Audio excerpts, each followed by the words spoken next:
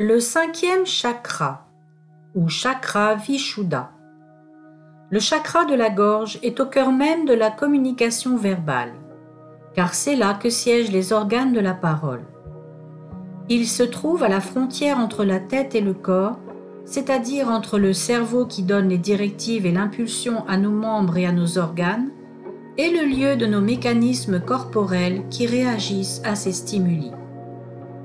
Le chakra de la gorge est donc, en quelque sorte, un chakra charnière, d'où l'intérêt de ne pas négliger tout ce qui touche à cette zone.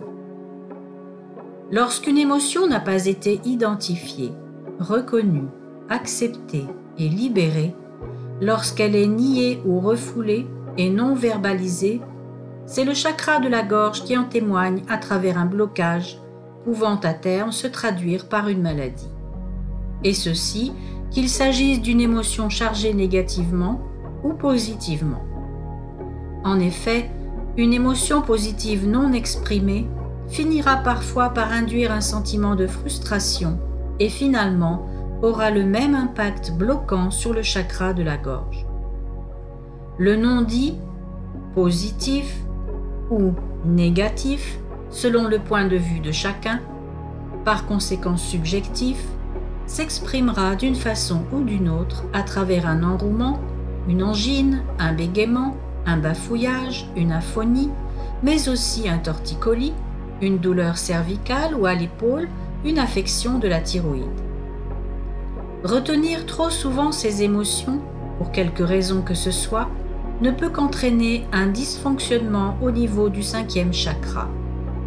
Cette retenue, lorsqu'elle s'apparente à un réflexe de défense, peut être due à un manque de confiance en soi, lié à des blessures anciennes non guéries ou à de récentes expériences douloureuses.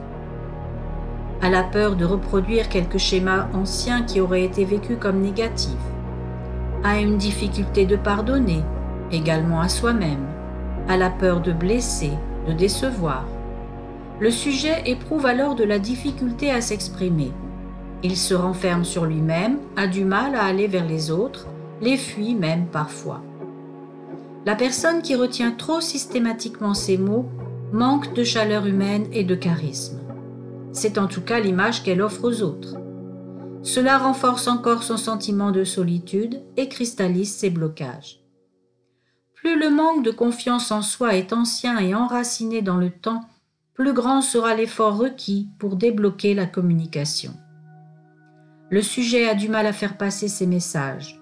Il se sent souvent incompris, sans avoir conscience que c'est sa propre attitude de retrait qui est à l'origine de ce sentiment d'incompréhension, ceci renforçant encore son manque de confiance en soi et son mal-être.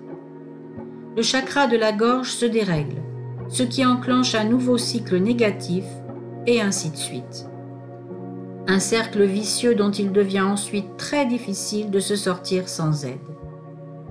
Si au contraire le cinquième chakra fonctionne correctement, la personne apparaît bien dans sa peau, équilibrée et heureuse, ouverte d'esprit. Elle s'exprime aisément, avec beaucoup de charme et de magnétisme.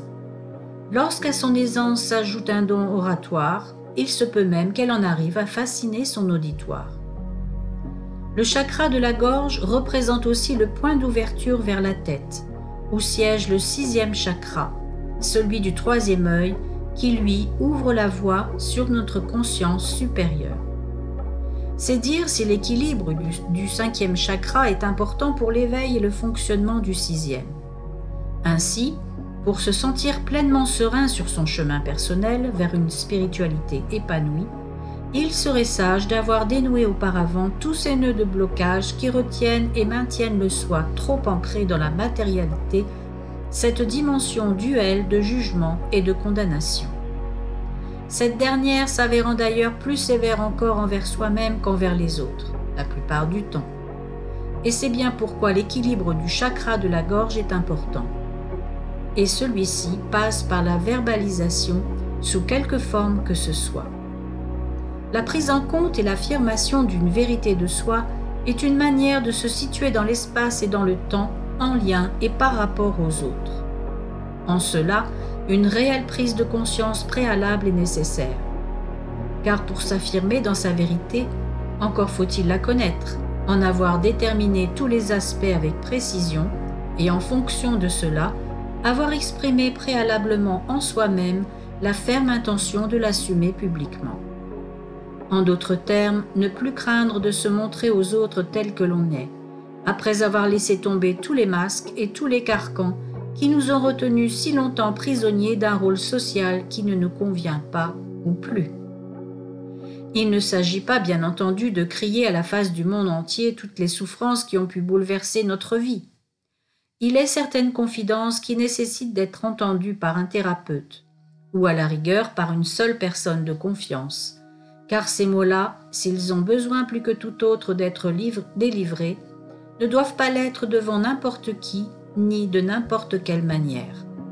Mais l'important est qu'ils soient dits, exprimés, expulsés de notre esprit qui les ressasse de manière toxique et qui, ce faisant, distille son propre poison.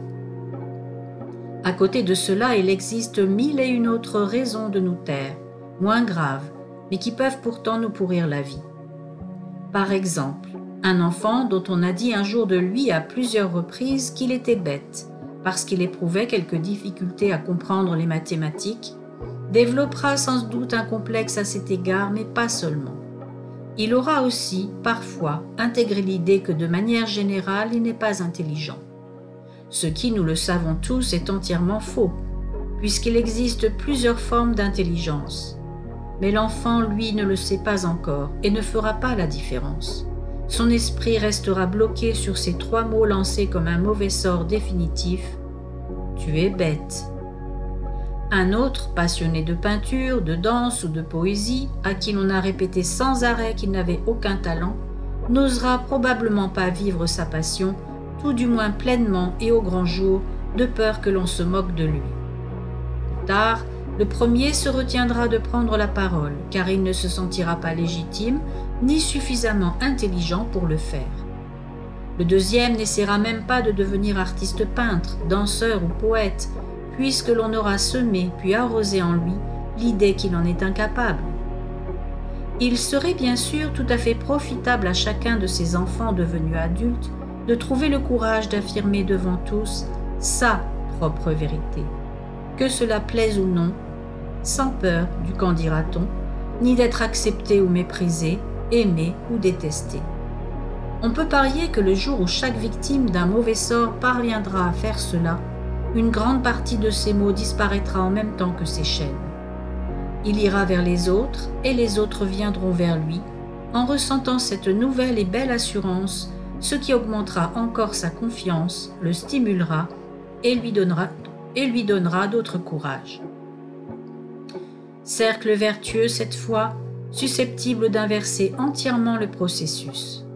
Certes, cette période de bouleversement complet dans son mode de fonctionnement est souvent douloureuse et peut s'accompagner parfois d'une crise identitaire majeure, plus ou moins facile à traverser. Néanmoins, cela s'avère nécessaire et salutaire dans certains cas extrêmes, notamment lorsque le ou les blocages ont entraîné des somatisations diverses, plus ou moins graves. La naissance du papillon aux ailes magnifiques ne pourra jamais s'opérer si la chenille ne se transforme au préalable à l'intérieur de la chrysalide avant d'en quitter brutalement l'enveloppe. Lorsque le 5e chakra est équilibré, lequel est lié au 4e, qui lui-même est relié au 3e, et ainsi de suite, la voie est ouverte vers l'exploration plus profonde de cet univers spirituel dont la porte est le chakra du 3e œil.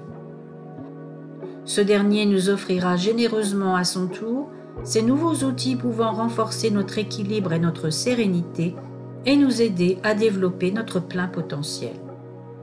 Le chakra de la gorge est bleu, couleur qui rappelle le ciel, l'eau de la mer, des rivières, donc des énergies fluides qui circulent librement.